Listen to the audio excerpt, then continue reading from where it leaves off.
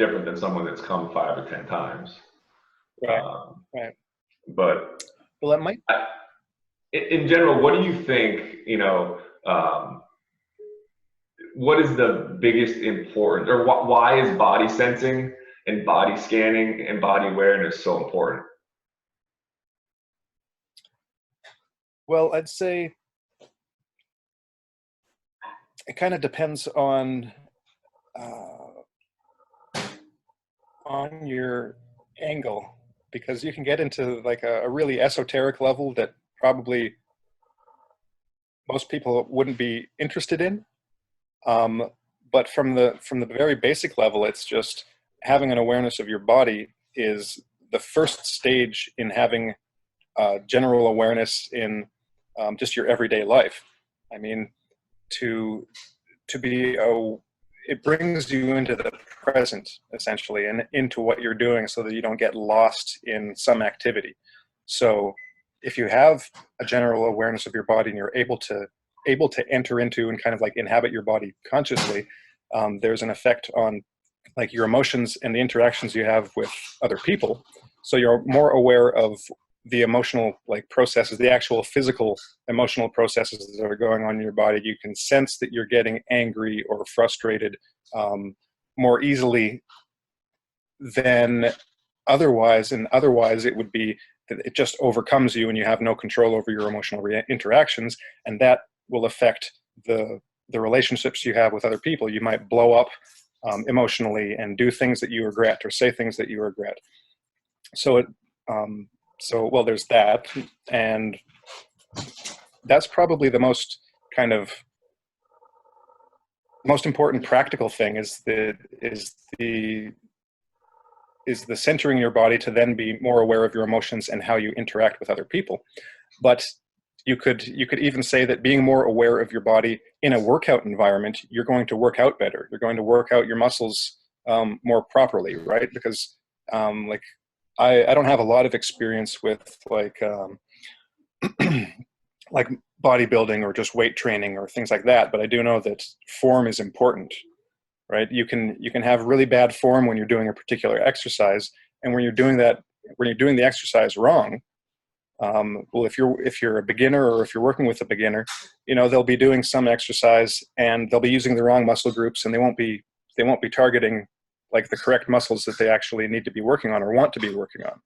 And they won't even know, like they can't feel it, right? They can't sense it. They can't tell for themselves that they're doing the exercise wrong. They need someone to point it out to them, like, okay, no, you need to straighten your back. It's like you're using your shoulders when you should just be like, using your arms and your back muscles or something for some particular exercise, right? So the more body awareness you have, the more you're able to sense yourself, the more you're able to see what your body's actually doing, and to do any particular exercise in a correct way. So so it really depends on what aspect you want to focus on or look at, because it can be just like coordination, becoming less clumsy, having more general control over your movements. That's more of the physical layer. And then in the emotional layer, it's more immediate access and awareness to your emotions, and a better ability to then have control over those emotions, not necessarily to start or stop them at will. That would be something much more advanced, but general awareness so that you may not fall into and become identified with that emotion in such a quick and immediate way. And then, I don't know, like intellectually there's a like the mind being aware of these things and being able to categorize them or label them. For instance, knowing which muscles knowing which bones you have, which muscles you have, what they actually do. That mental awareness, that intellectual awareness, helps in basically creating the framework for so that what's actually happening intellectually. So you can know it like on a sensational level, so you can feel what it's like, but you can place that into its proper context by knowing what the muscle is and what it's actually doing. Like that this muscle contracts, like, or if you're breathing, knowing that how your diaphragm works when you're breathing, that it's actually a muscle that contracts and pulls down, and your lungs it stretches your lungs open and that sucks the air in. And imagining that or visualizing that, is that an intellectual process as well? Well, it's directed by the intellect. And visualizing it would be, yeah, an intellectual process for sure. So one of the ways of linking those two centers or those two like capacities is to visualize it at the same time as sensing it, because you can visualize, like it's possible to visualize your breathing without actually being aware of anything that's going on in your body. It's pretty much just a picture in your head. But when you're actually able to like marry that or link it with the actual sensations of breathing, feeling your rib cage expand or your belly push out or your diaphragm like pushing your guts down, it's like those two together are what give that would be more of like a two-centered experience where you're bringing those two together, because some people are like totally in their heads with almost zero awareness of what's going on in their bodies. So with those people, you really have to, well, working out is a great way of doing it, because you get that immediate feedback. Like I think most people can probably feel when one of their muscles is really being worked, right? Right. Or taking a cold bath or something. It's like that immediate sensation gives something that it's harder to get when you're just like lying down and you're trying to sense a part of your body, and it just feels like there's nothing there because there's nothing going on, right? It takes a bit more practice and experience to be able to gain, I guess you could call it like a finer level of sensation than the kind of brute or just more immediate and more I can't think of the word, but just like tensing your muscle is a lot more immediately available. You can sense it a lot easier than just when it's at rest and you're trying to feel, maybe you can feel a coolness on your skin, but to actually feel the presence of one of your muscles when it isn't working, that's kind of something to work towards after starting with the basic stuff. Does that make sense? For sure. And you had said, the body awareness, there's a direct connection with the emotions, because the emotions are stored actually in the body, right? Yeah. Yeah. And is there something about smooth, fluid, continuous motion that might help release those emotions, like swimming or rowing? I have a ski erg machine in here, or even just walking. Is it something that can do to ease or release those negative emotions? I think so. Like I do a breathing program where one of the breathing exercises is kind of for that purpose, and it uses a technique called round breathing, where it's kind of like just a continuous breathing. You don't stop in between. It's breathe in, out, in, out. So it's like, and you do 3 different speeds, and just that kind of control over the breath. In a lot of people, well, one of the names by which it's called is bioenergetic breathing, because it's you basically, again, use your mind to direct a physical process that then has an emotional component to it, because breathing is essentially tied with emotions. If you notice in different emotional states, your breathing will adjust to a different tempo. So a really relaxed state, breathe. It might be a shallow and slow breath, or a deep and slow breath. Whereas up to hyperventilating if you've got a lot of adrenaline going. So I'd say that breathing is also an essential component to it. I don't know specifically about rhythmic movements. That's why I said, at first I think so, probably. I don't know for sure. One of the things maybe to look into is there's a guy named Peter Levine, and he developed something called somatic experiencing. He's a psychotherapist, and so one of the things that, like the emotions tied in the body, that's one of the things he really focuses on. he worked initially with um, well, post-traumatic stress and basically trauma in the body. What he found is that traumatic experiences that in any given, oh, my cat's biting my cable. He said that, or one of the things he found was that when someone experiences a traumatic event, there are certain body movements that the body wants to express.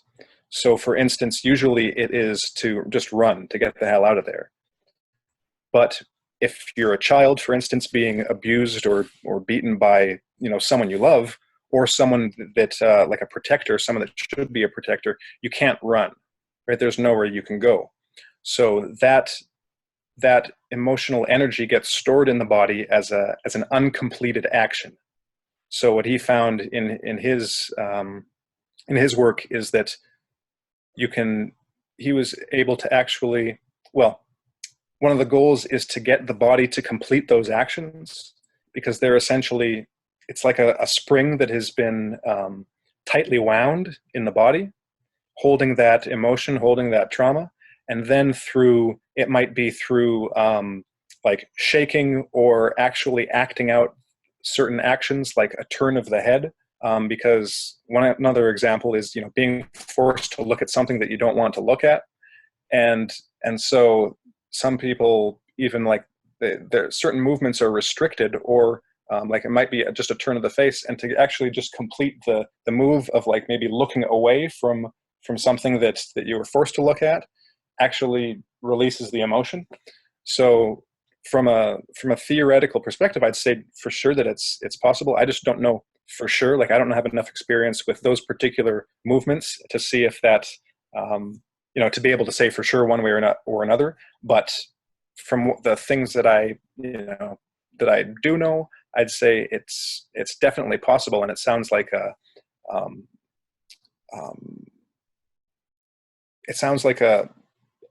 definitely a way of achieving some result like that. That's why, going back to the breathing exercise I mentioned, it is a rhythmic, repetitive exercise, right? And so you can see the same thing. So if you're incorporating breathing into those motions, where, well, in swimming too, right? You have to coordinate your breathing with your swimming in order to get your breaths. So Right. I'd say it definitely seems like a good way of doing that. Have you had any experiences like that of people? Well, not yourself personally, but people in your classes who have either expressed or gone through anything like that while doing the exercises? For sure. I mean, there's been a few people that that you could say they felt a heavy emotional release, Yeah. which is which is good. I mean, then that was the point where I was like, okay, maybe this is just me that had this experience, or maybe it would happen to others too. And so then when I was getting the feedback that they were also having that, that's when I was like, okay. And then started to get, make me kind of look deeper into it. But and one thing that you had mentioned in one of your podcasts was, I thought it was really interesting, and I think this is something that could be used to get people's attention about the importance of this stuff, is when you said that body scanning or body sensing can make the hidden things in the body conscious. So something that you didn't realize before, if you feel that for the first time, or if you have that sense or that connection, and then it kind of it starts just a little bit of awareness. It starts a journey into wanting to know more awareness. And so if it could be something as simple as feeling the consciousness of the stomach, and then moving around to different points in the body. But that right there, I think, is when they talk about the body's ability to heal itself. You got to give it the attention to let it do that, and by that's kind of becoming aware of those hidden things. Mm-hmm. Yeah. But and then I guess another thing I wanted to talk about was You know who Wim Hof is? Wim Hof. Yeah. He's really popular right now. He's pretty much a legend. But when we talk about force and willpower breathing versus skill and sensitivity breathing, it seems like those Wim Hof methods are the big huffing and puffing is Hmm. force and willpower. But how I like to do it here, or the Tao of Natural Breathing book that you talked about, or a lot of the Gershift breathing is more skill and sensitivity, and it's Yeah. the sympathetic versus parasympathetic nervous system. Can you just talk a little bit about that and give your thoughts on each?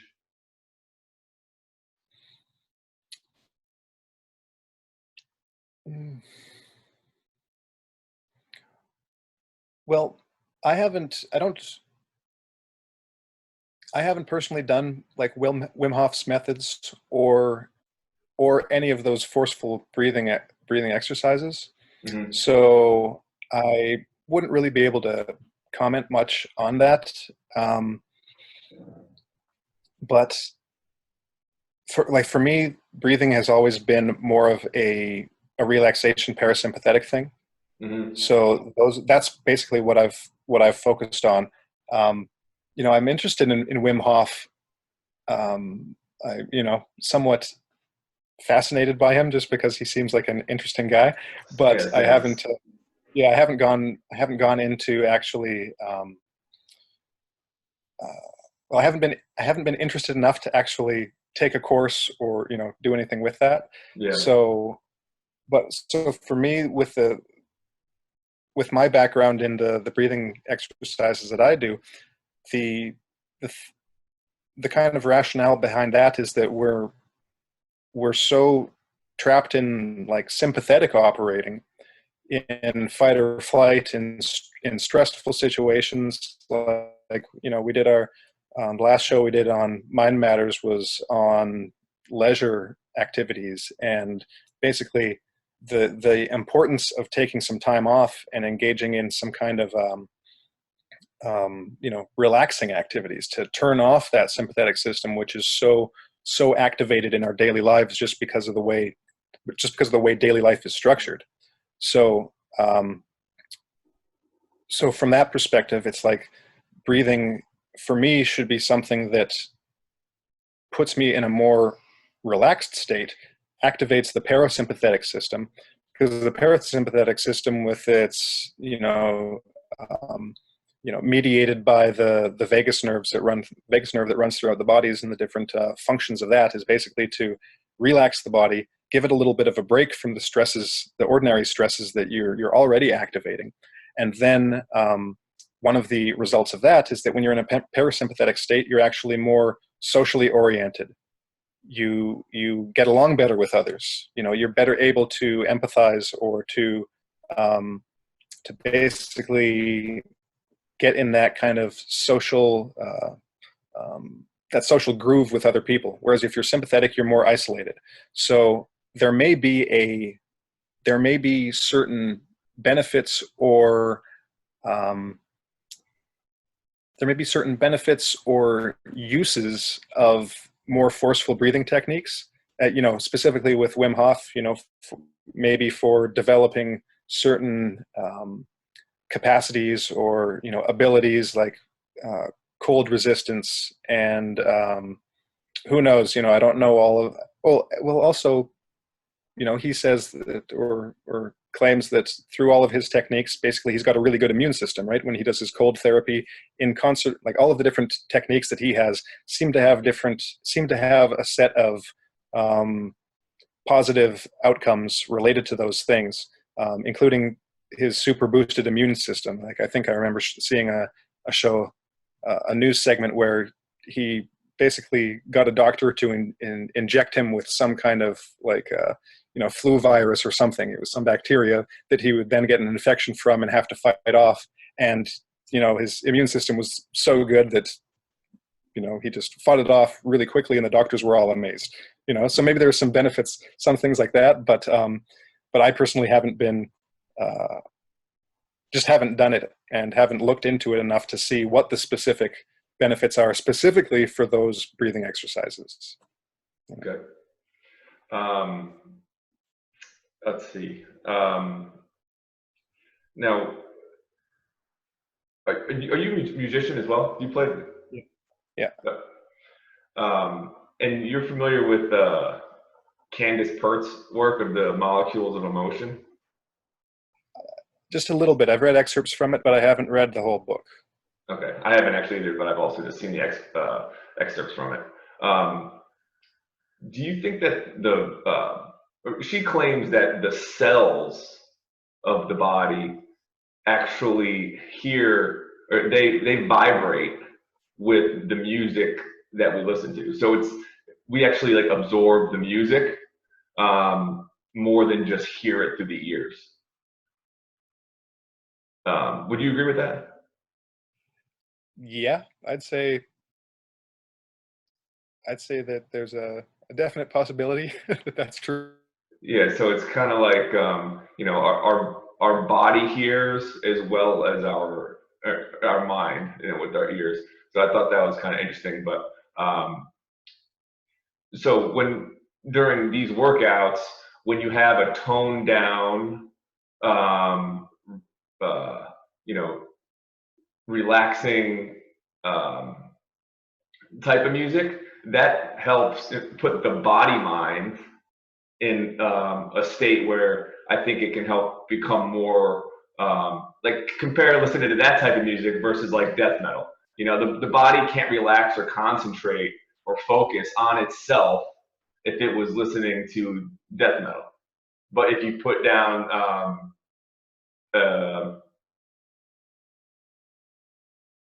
are you there? Yeah, don't know what happened there. Okay. But if you can put a low tempo, relaxing music, and then mix it with the breath and that repetitive fluid motion, I think that also will give the body a better chance to kind of heal itself. Also, if you're like recovering from an injury, if you're recovering from a sickness. Mm-hmm. Yeah, because I do think that there is I don't know the best way to phrase it, like an objectivity to music. One of my favorite books is he was a composer, but also an art critic named Derek Cook, and he wrote a book called The Language of Music. Now it's kind of fallen out of favor in recent years, but his main thesis of the book was that that each interval, for instance, and each melodic fragment is tied to a certain emotion. He did argue in the book, though, that this was probably just a result of the fact that in the Western musical tradition, they basically acquired those qualities. So, for instance, are you a musician? Do you? No, First of all, really. I mean, I messed around, but okay. I wouldn't call myself a musician. Okay. Well, there's an interval called the minor sixth, which it's a semitone, basically. Like do, re, mi, fa, so, do, so, and then the minor sixth is the half step above the fifth note, so do, so, do, do, do, do, and that is like a very sad tone. Whenever you hear that in a song, that's the one that always tugs on the heartstrings. It's like it's almost like a despairing tone, and so not only in the intervals, but in the tempos, there have been studies done recently, basically trying to see if different people react emotionally to the same type of music in the same way. So, for instance, if it's a really upbeat, fast song, well, you'd think that that's a kind of like joyful, happy tune, and it seems that most people do react the same way to it. If it's slow and in a minor key and with those minor intervals, with that minor sixth, then people react, the same way. It's like, oh, that's a sad song, happy song, sad song. And they've also done tests with musicians where they say, okay, play something like happy, play something happy, and they'll do certain rhythms and use certain notes and say, okay, now play something sad or play something depressing. So there definitely is a well, I think a kind of like a universality to, especially, well, those two main aspects of music, which is the beat, the tempo, and the actual melody, or the harmonies that go along with that.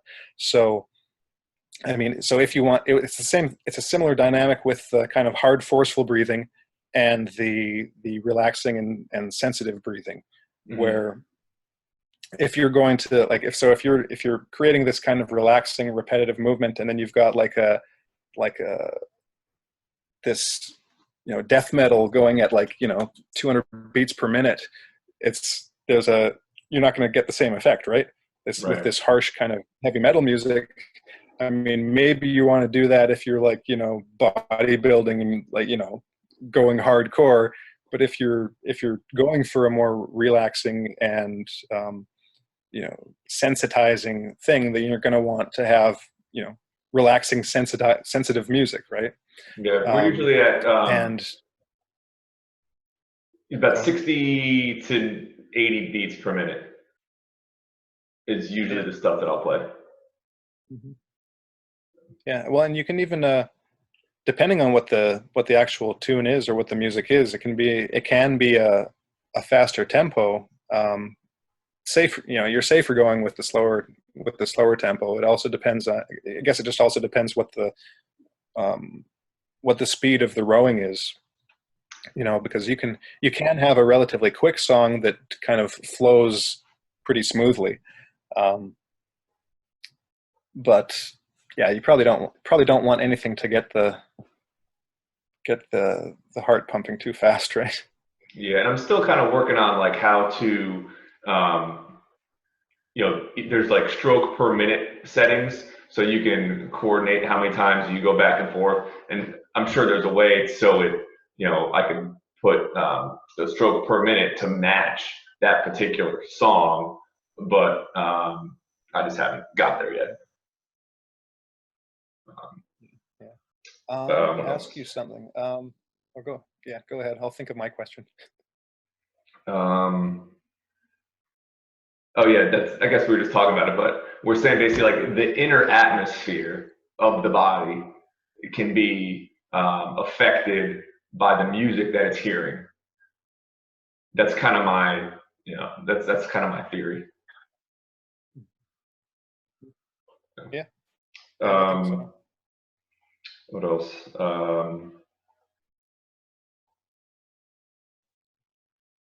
I don't think those are pretty much my main questions for you. That was helpful. Okay. If you have any other questions All for right. me. Good. Yeah, I wanted to um, just let me think about it for a sec. Okay.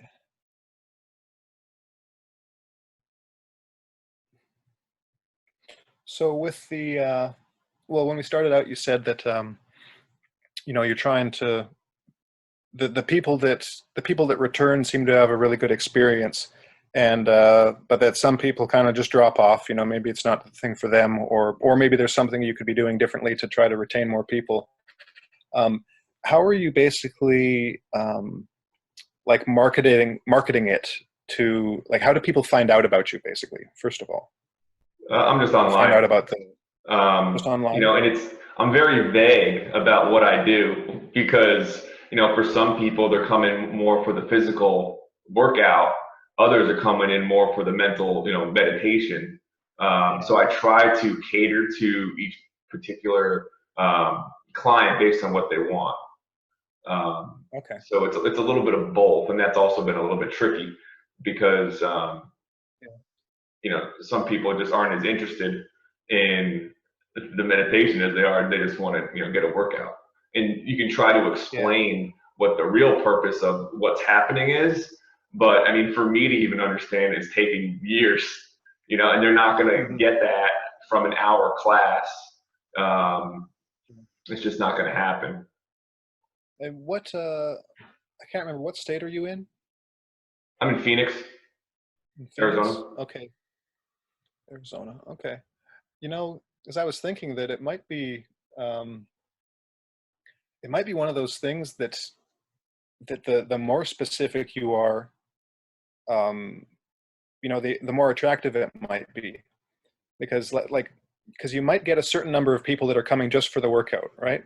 Hmm. and maybe they will appreciate the other, the other aspects to it, the more meditative aspect to it, and then they might, they might stick around.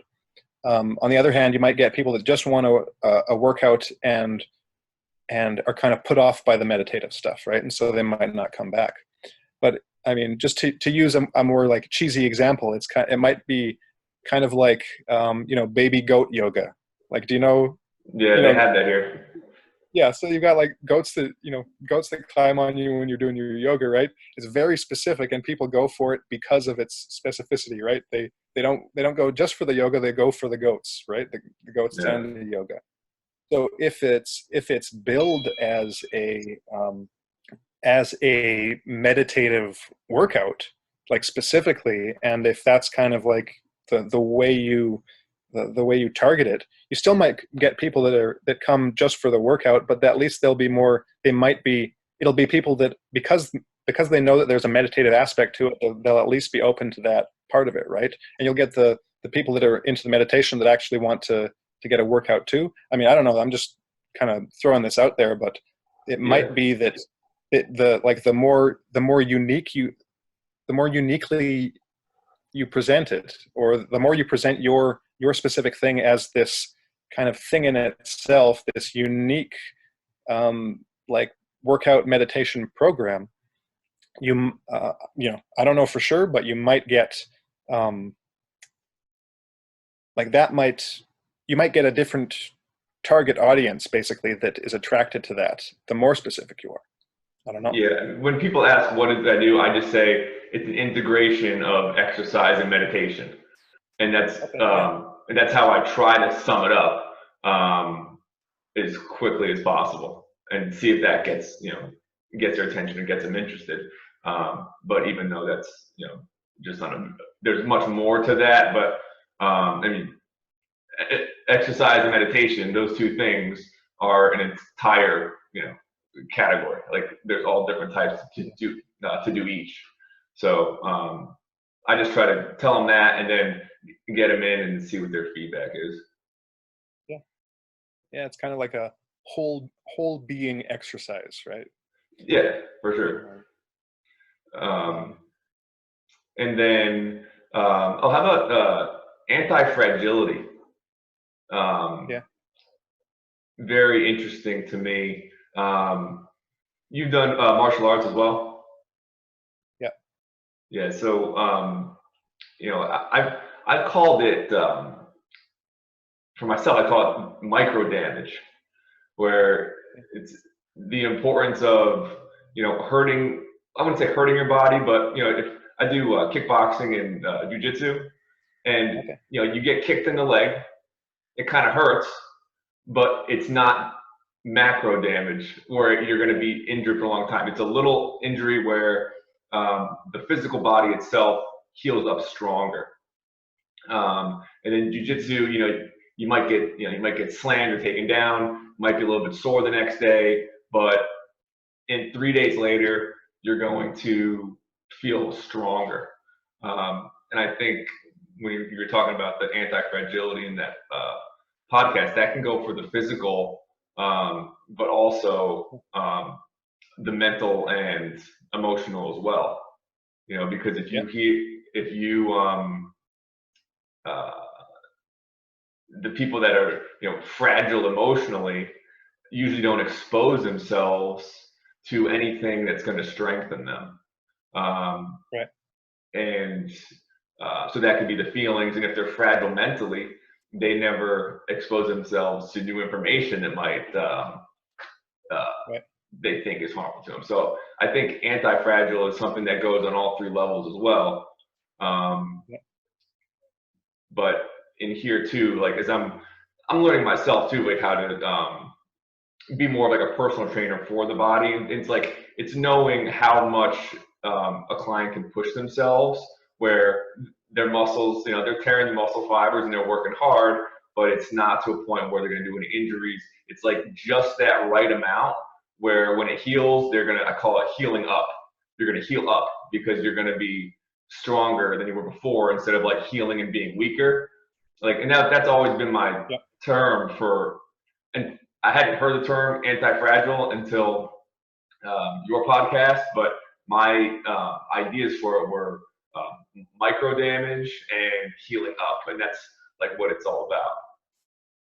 Yeah, yeah, for sure. And that's a really good, it's a really good insight that it does apply on all three levels.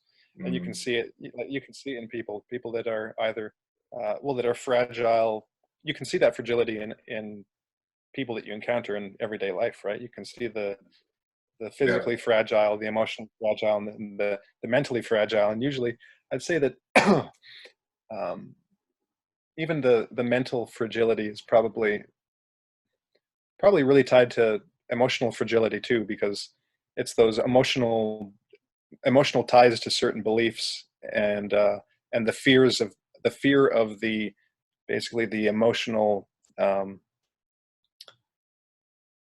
the fear of the emotion of being exposed to something new, or to having to admit that you might be wrong, right? That is the root of closing off other ideas.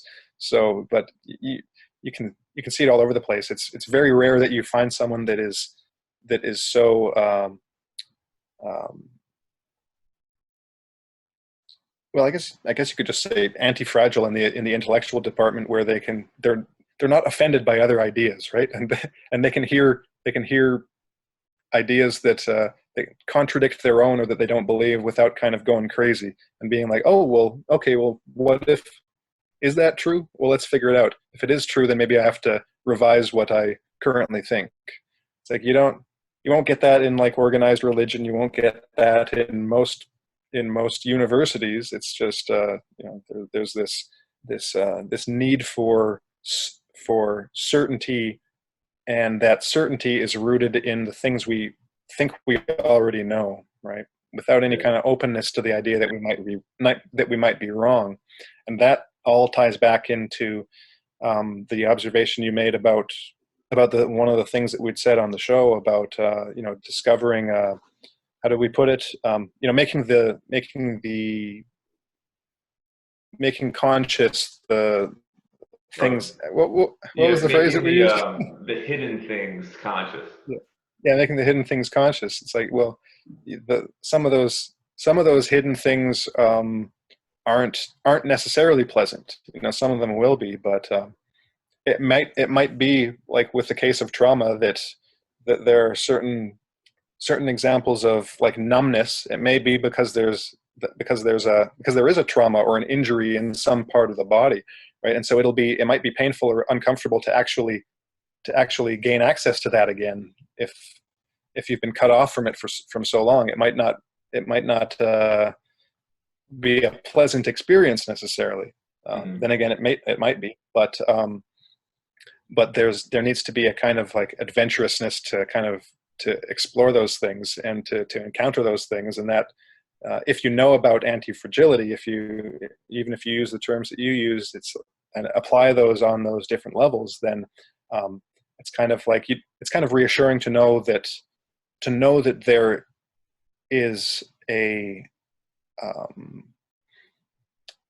not necessarily a solution, but that there's a way past that point. It's like you might only be able to see up to the discomfort and the unpleasantness.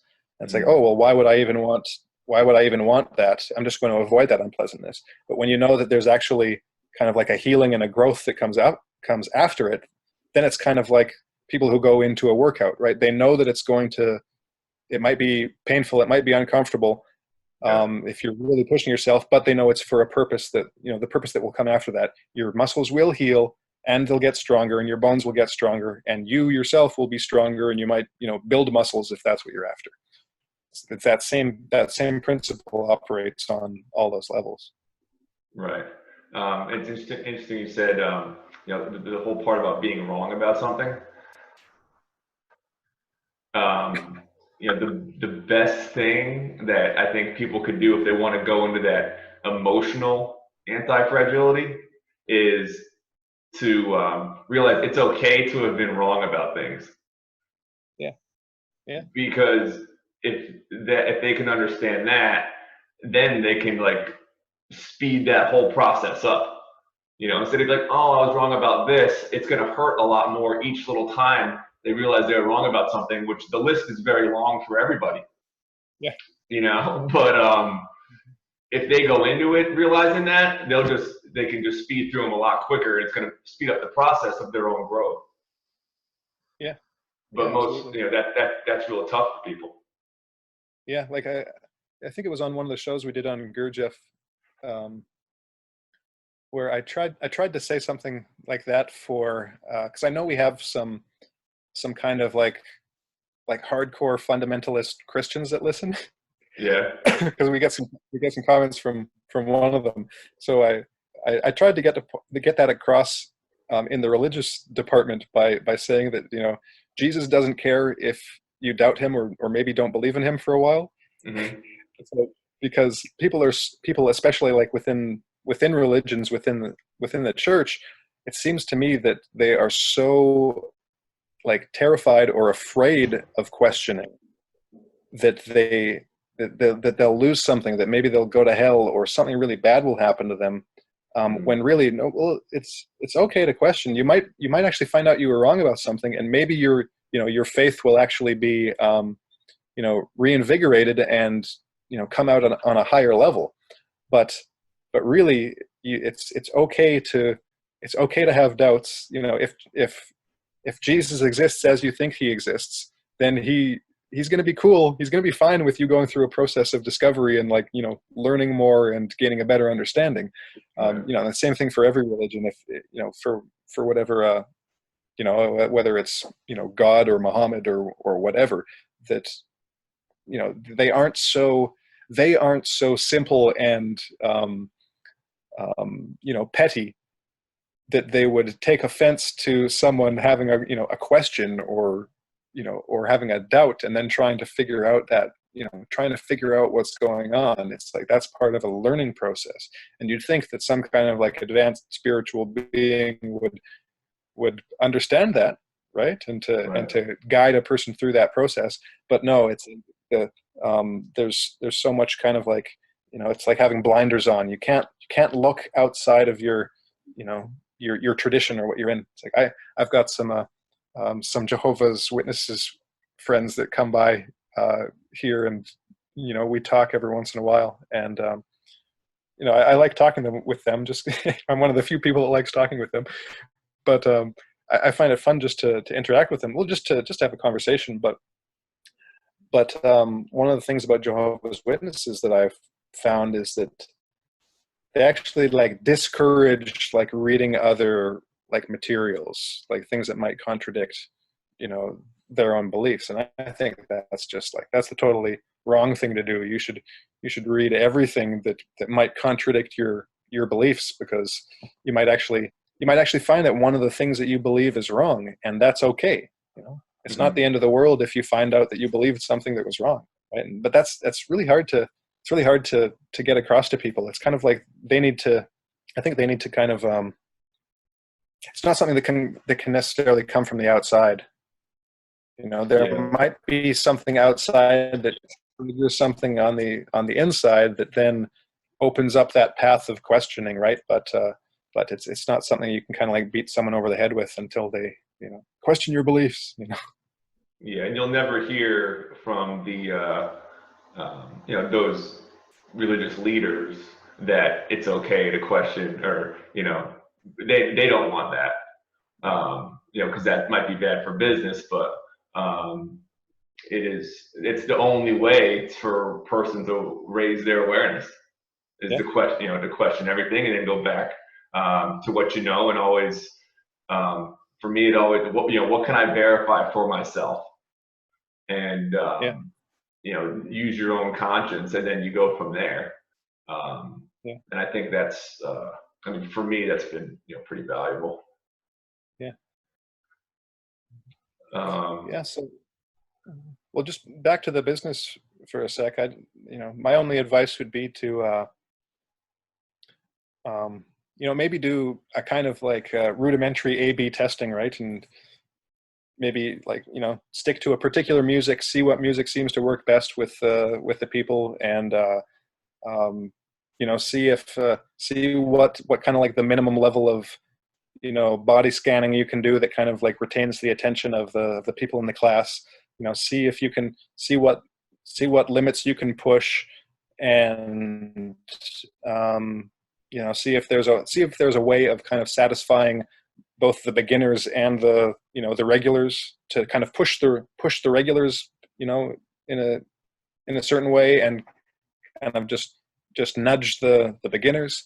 And yeah, I hope you find the formula that works, and that is able to draw a crowd that basically a stable group of people that's coming and going, but over time stable group of people that sticks with it. Yeah. Well, this is it's helped a lot. It's given me a lot to think about and work with. So I'll try to, the downtime with the quarantine, everything's pretty much come to a halt. And so it's actually been a blessing, because I've been able to kind of look at everything that's been done over the past year, see what works, see what has, and see how it can be improved, and talk to people such as yourself that might provide some pretty good insights. So cool. Great. Thanks for coming on.